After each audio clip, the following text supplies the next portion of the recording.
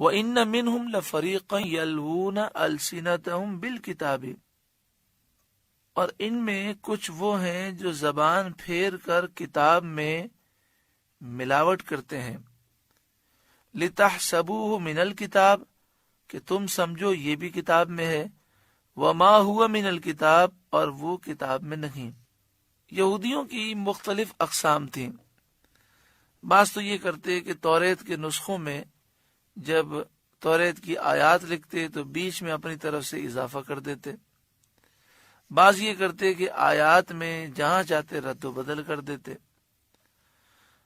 اور بعض یہ کرتے کہ جب جہلا کے سامنے توریت پڑھتے، جانتے کہ وہ خود تو پڑھ نہیں سکتے، تو پڑھتے پڑھتے زبان کو موڑ کر اس طرح بیچ میں اپنی طرف سے الفاظ ملا دیتے کہ سننے والا یہ سمجھتا ہے یہ بھی توریت میں لکھا ہے. وَيَقُولُونَ، وہ کہتے ہیں، ہوا من عند اللہ، یہ اللہ کے پاس سے ہے. وما ہوا من عند اللہ، اور وہ اللہ کے پاس سے نہیں. وَيَقُولُونَ عَلَى اللَّهِ الْكَذِبَ وَهُمْ يَعْلَمُونَ، اور اللہ پر جان بوجھ کر وہ جھوٹ باندھتے ہیں. حضرت عبداللہ بن عباس رضی اللہ تعالی عنہما نے فرمایا، یہ آیت یہودیوں اور عیسائیوں دونوں کے بارے میں نازل ہوئی کہ انہوں نے توریت اور انجیل میں تحریف کی، تبدیلی کی، اور کتاب اللہ میں اپنی طرف سے جو چاہا ملا دیا. ما کان لبشر ان یؤتیہ اللہ الکتاب والحکم والنبوۃ، کسی آدمی کا یہ حق نہیں کہ اللہ اسے کتاب، حکم اور نبوت عطا کرے. ثم یقول للناس، پھر وہ لوگوں سے کہے، کونوا عبادا لی من دون اللہ، اللہ کو چھوڑ کر میری عبادت کرنے والے بن جاؤ، میری پوجا کرو. یعنی کوئی نبی کبھی بھی اپنی پوجا کا یا غیر اللہ کی پوجا کا حکم نہیں دیتے. نجران کے عیسائیوں نے کہا کہ ہمیں حضرت عیسیٰ علیہ السلام نے حکم دیا ہے کہ ہم انہیں رب مانیں. اس آیت میں اللہ تعالی نے ان کے قول کو رد فرمایا اور فرمایا کہ انبیاء کی شان سے ایسا کہنا ممکن ہی نہیں ہے کہ کوئی نبی شرک کی دعوت دے. اس آیت کی شان نزول میں دوسرا قول یہ ہے کہ ابو رافع یہودی اور ایک عیسائی نے سرور عالم صلی اللہ علیہ وسلم سے کہا، یا محمد صلی اللہ علیہ وسلم، آپ چاہتے ہیں کہ ہم آپ کی عبادت کریں اور آپ کو رب مانیں؟ حضور صلی اللہ علیہ وآلہ وسلم نے فرمایا، اللہ کی پناہ کہ میں غیر اللہ کی عبادت کا حکم کروں. یعنی یہ کبھی ہو ہی نہیں سکتا کہ میں اللہ کے سوا کسی اور کی پوجا کا تمہیں کہوں. نہ مجھے اللہ نے اس کا حکم دیا اور نہ مجھے اللہ نے اس لیے بھیجا.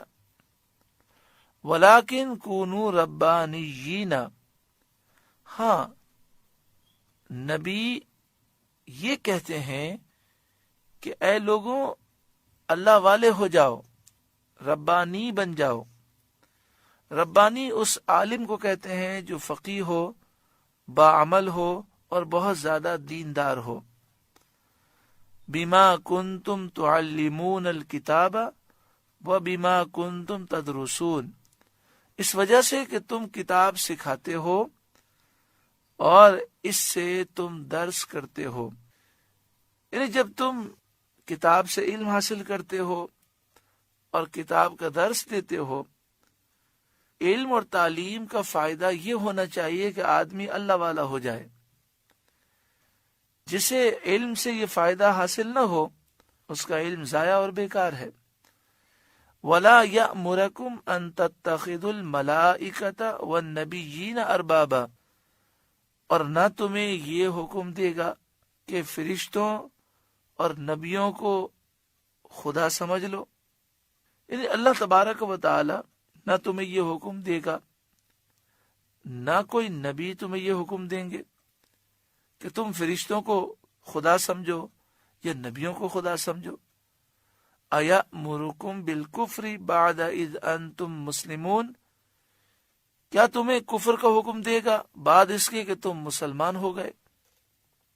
ایسا کسی طرح نہیں ہو سکتا۔ تو ان آیات میں یہودیوں عیسائیوں کا رد ہے کہ کسی نبی نے کبھی شرک کی دعوت نہیں دی۔